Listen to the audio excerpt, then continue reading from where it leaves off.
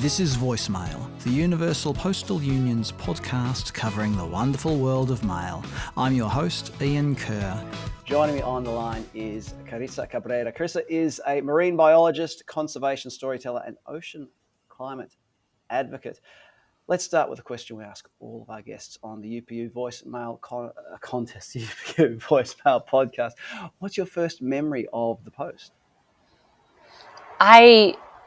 I think that I had, growing up, a pen pal. I don't know if all the listeners will remember or know what that is, but it's where you send letters to someone on the other side of the world and you share a little bit about your lives when you're young, maybe 10, 11 years old.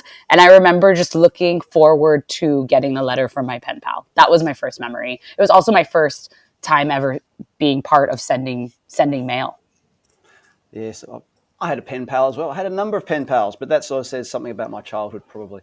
Let's not delve into that too much. Post offices, though. There are underwater post offices in a few locations around the world. One's in Vanuatu, if I recall correctly. Have you ever come across, in your work, any of these underwater post offices? No, I had no idea that the work you guys were doing spanned underwater post. And I would love to see one, honestly, in my lifetime. Do you have to dive to them? I guess I don't. I can't even envision it. I think that's the whole idea of being underwater. I don't think you can do them. There's a call out to Vanuatu Post. Get in touch. Maybe we can organise something. You've built your career around ocean conservation, education, advocacy, things like that. So what started it all for you? What sparked this interest? Yeah, I'm one of those marine biologists that actually didn't grow up near the ocean. So it was always something that was very special for me. And I remember some of my early memories with the ocean were just snorkeling, putting on a mask for the first time with my dad on a holiday or on a vacation. And I remember because of that, it was something that I had to look forward to and wait patiently for every year. And so I think it caused this, like a fixation of something that I was always waiting to do again and something that I was always so sad to leave. And it had to have started when I was maybe like 5, 6, 7 years old. And then once I discovered aquariums, I became transfixed on bringing all my family to aquariums and being able to see it above water too. So I really do believe it was memories that I had with the people I loved in the ocean from a young age. Well, let's talk a little bit about ocean health. So the health of the ocean affects us all, whether we live by the sea or far from the sea. What do I say, facing the sea or with our backs to the sea, I think is what one of our previous guests put it as. So what are the most urgent threats today? Where do you see gaps in public understanding? Yeah, that's such a good question, because what I think is overwhelming in the ocean conservation movement is that there are so many threats, and they're big, they are global, they require many governments, many people to come together to solve these challenges. And for me, I think a lot of them are overfishing or overexploitation of the ocean, and not doing it in a more sustainable way is a huge threat.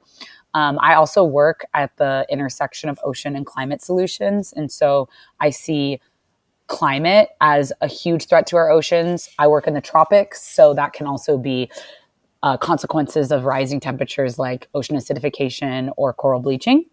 So climate, overfishing, and then also just our global communities' lack of understanding. And that kind of feeds into your second part of your question around the gaps. I think our biggest gaps are that people might have heard the threats. They know plastic pollution is an issue. They know overfishing is an issue, but they don't know exactly what to do about an issue that big. And so there's a need for understanding and knowledge about the solutions. And there's also a need for like inspiration and connection to the ocean. So if you don't live by the water, whether you're facing the ocean or your back's to the ocean, you're not going to see it as part of your health. But no matter where you live, ocean health is human health. And so I think that getting people on the same page around that issue is a gap that all of us can be part of, depending on like if you have a social media presence or if you want to talk to friends and family or if you're a communicator in some way. It's a huge opportunity. And you mentioned about engaging multiple governments there, and that sort of leads into my next question about multilateralism. So, the UPU, we've got countries with different resources, very different countries have to come together and sort of come to develop global standards, and these standards can affect billions of people. And in ocean conservation, it's just as important, this idea of cooperation. But it's, as you've mentioned, it's not easy. So what makes multilateral action effective in turning global promises into sort of, I was going to say on the ground actions, in the sea action, isn't it? Yeah. I think when it comes to these big global issues, a multilateral framework is essential, right? We have to have everyone at the table providing their perspectives and agreeing on what to do. But I think the real opportunity is after that agreement is made. You can look at the Paris Agreement around climate, or you can look at agreements that are being made at UN ocean gatherings, like the ocean conference that just happened. But the way these commitments that are made in these multilateral spaces actually become action is rooted, I think, in accountability from the community. So that step one, your community residents and citizens of your state need to know what commitments were said. And then there also needs to be the grassroots, the community driven voices saying, what's the progress on this? Let's talk about, I want to tell people what we've done, accomplished so far. It's been 6 months. Have we made any steps forward on these commitments? Because otherwise they can be paper commitments that end up not trickling down to benefit the communities that they were intended to in the first place. So I think there's a top-down approach that comes through these multilateral commitments, and it needs to be complemented by a bottom-up approach by the communities that these governments and states represent. You mentioned the recent UN Ocean Conference, which was held in Nice. That brought all kinds of people together, leaders, scientists, youth, Indigenous people, and so on. And they came together to accelerate action, is that the right way of putting it, for ocean protection. So what stood out most for you as part of these discussions? What do you think is essential to make multilateral commitments, as you said, to translate into real progress? Yeah. That was the UN Ocean Conference in Nice that took place this summer, 2025, was, I think, an incredible marks of progress for ocean conservation. Some of the issues that stood out to me was one, deep sea mining. There seems to be a rising swell of coordination opposing the industry taking hold or calling for a pause, a precautionary pause or moratorium. I think there's over 30 countries that have called for that at this point, and a handful more, 3 or 4 more, joined that call in Nice. But the real progress, I think, and that was kind of like a groundswell issue. I think there'll be so much more to come on that. But the groundswell, something huge, was the progress on the High Seas Treaty, or it's also called Biodiversity Beyond National Jurisdiction, the BBNJ's treaty. And this is where governments are coming to agree to create a framework for open ocean marine protected areas that span areas in the open ocean, the high seas, which no one country governs. And I think we need around 60 to ratify the treaty, so before it comes into force. And we got so many ratifications at the UN Ocean Conference, and we need less than 10 to have that be a global agreement. That's the closest we've ever been to protecting the high seas. What I want people to take away from this is that the high seas cover like 2/3 of our planet. And so if we're going to protect the ocean, we have to be doing work on the high seas. And this is the mechanism to have us start doing that. And that is a really exciting time in the movement. Now, you're one of the judges of the 2025 International Letter Writing Competition. And this year, young people were asked to imagine the ocean and to write a letter explaining why and how people should take care of them. So as you read these letters, what stood out to you? Were there any ideas or emotions that surprised you?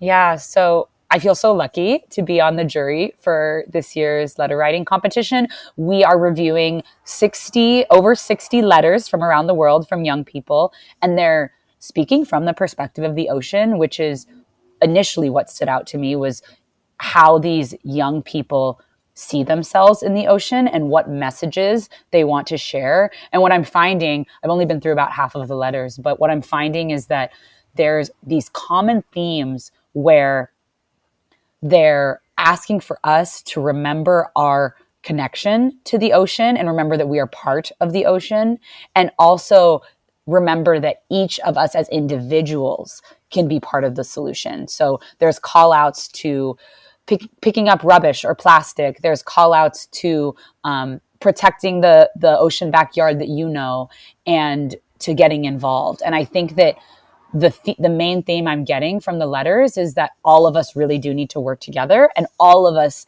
as individuals have a very small responsibility that adds up when we work together. And it's amazing to see the next generation already feel that so clearly and want the world to hear it through this competition. Now, in your National Geographic lesson plan, Cetacean Connections, you're bringing science alive for students. And as a science communicator and an influencer, well, you reach large audiences online. So why is storytelling, whether it's in the classroom or in letters or via social media, why is storytelling so powerful in building empathy and engaging people in conversation? Yeah. Thanks for calling out Cetacean Connections. I found my way into social media communication for conservation because I wanted to reach more people. And that's exactly what the internet provides us as an opportunity. And Cetacean Connections is a lesson plan. If there's any educators listening, you can use this lesson plan to spark curiosity and connection to dolphins and whales in Hawaii. It's completely free, and it's video based actually, so that teachers can adapt it however they want. And I studied the ocean. I went and got my graduate degree doing research, and I realized that the data, the research, the publications that the earlier parts of my career were focused on were not reaching enough people to change hearts and minds. It was reaching the people who already understand the importance. And so we ultimately want to use storytelling as the way to create new ocean advocates, new supporters, and use media where people are having their conversations, where culture is shaped, especially for younger people, to make sure the ocean's represented there. And I think all of us, no matter if you have followers or not, have a role in telling stories. And it reminds us that we're all also human. It's not just numbers that we're talking about. We're talking about memories in the ocean. We're talking about special places that meant a lot to your family. And through storytelling, you can bring in that human component that isn't always just science or data or jargon or quantitative. And that's really powerful. What we've been talking about today really has been about creating awareness, translating awareness into action. I suppose part of the action is changing behavior. Right. So what role does creative expression play in getting people, especially decision makers, to change behavior? Yeah. That's the end goal, right? We want people to act. We want them to learn. We want them to feel excited. We want them to feel inspired. And then we want them to act. So at Future Swell, what we focus on is making that action as easy as possible for people. People have busy lives. They're taking care of families. They've got homework. They've got obligations. We want to say, if you feel inspired, it's as easy as possible to act. And so we lead digital campaigns where people online can strategically support communicating with decision makers. I'm based in the US. That oftentimes looks like, send an email to your senators, give a call. Here's a good script. We'll make it as easy as possible. Here's the number right here. Just enter your zip code and you'll know exactly where you need to who you need to speak to. Right now we're doing a campaign for deep sea mining, and the ask is we want people to submit a public comment. Well, what we did to make it as easy as possible is it only takes 2 clicks to submit that, and they have a template of what to submit. They just have to personalize it with their own ocean story. And I think that's one approach, is making sure that it's as easy as possible to participate and to talk to those decision makers. And that also, who is asking you? I am far more likely for someone that I trust, if they ask something of me in to do something, to do them a favor, I'm going to do it for them because I care for them, because we have a relationship. And the messenger is just as important as the action. So that means that all of us can help people act for the ocean by making sure that we lean on our community and our networks to say, hey, I know you care about this issue too. Here's a way you can help act right now. And that is a great opportunity, especially it doesn't matter where you live or what issues are most important to you. We can all take on a little bit of that responsibility and ownership. How then do we keep people engaged, keep them committed to conservation? Because, well, often, isn't it, there's an initial spark. It's a bit like falling in love. There's an initial spark, right? But how do you maintain that? So how do we turn this this care, this interest, into long-term habits or even leadership, especially for young people? Yeah, I think it's a lot about leading by example and showing how it's done, right? Maybe you were fascinated by the ocean as a young person, but you built a career in something else. Well, that fascination is still there. So you should hopefully be provided opportunities to engage with it, whether it's when you're on vacation or when you're scrolling on your phone or whether you're searching a podcast to listen to. And I think that we have to make sure that those opportunities to reconnect with whatever originally attracted you to the ocean in the first place are in front of people. It's true that that initial spark might not be followed through by everyone, but our goal is the people who do want to follow through, or the people who want to follow through but maybe just don't know how, are empowered with the knowledge to know how to contribute to the movement. And because that can be sometimes the most daunting part of it is, I just don't know how to deal with what's the High Seas Treaty. I'm just an individual. My country has signed on. I don't know. How do I advocate for ratification? It can be very overwhelming. And we just want to remind people that there's whole communities working on these issues, and you can join that community and be a small part of it. So in closing then, if you could send one message to young people, including those who wrote letters for the letter writing competition, if you could send one message about their power to influence global change, what would it be? I would say keep going. Don't stop, because your message is being heard and it will continue to be heard the more that you share it. And so it does feel like maybe sometimes you're shouting into a void, but it's not the case. People are listening. People are being shaped. I've had 10 to 15 years in this field, and I'm still being touched by these letters. And that just means that these are the leaders of tomorrow in the space, and that they need to continue to nurture that passion and that leadership and find the opportunities, because every organization needs a youth advisor. And the more you can get into these decision-making spaces, the more you can shape the movement for the better future for future generations. So don't stop, keep persistent, and share your message loudly. Carissa Cabrera, thank you very much for joining us on the UPU Voicemail podcast today. Thank you for having me, Ian.